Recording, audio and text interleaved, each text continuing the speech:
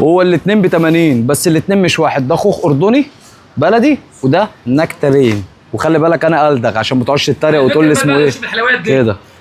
ما اشوف الحلويات دي. العويس ده وما ادراك العويس. بص يا باشا النكتلين اهو زي ما انت شايف، ده خوخ على برقوق، خوخ على برقوق طلع لك النكتلين تمام.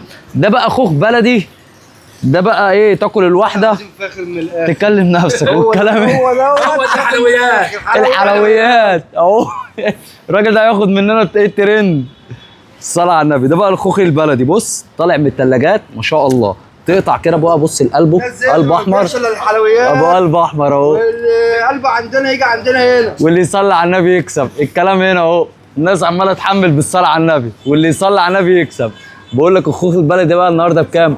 ب 80 جنيه. وزن البرنيكه دي 5 كيلو سواء البلدي او النكتلين. حلو الكلام ده بالنسبه للخوخ دوت عشان الناس ما بتفرقش بينهم.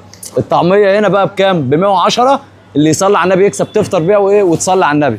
المشمش بقول لك بكام؟ ب 90 جنيه. قلبه بالصلاه على النبي ايه؟ حته زبده. تسمع كده، بص الكلام، زبده زبده بلدي. تاكل يا باشا شويه مشمش ما شاء الله. ده بالنسبه للمستوردات. وصلي على النبي، واللي يصلي على النبي يكسب.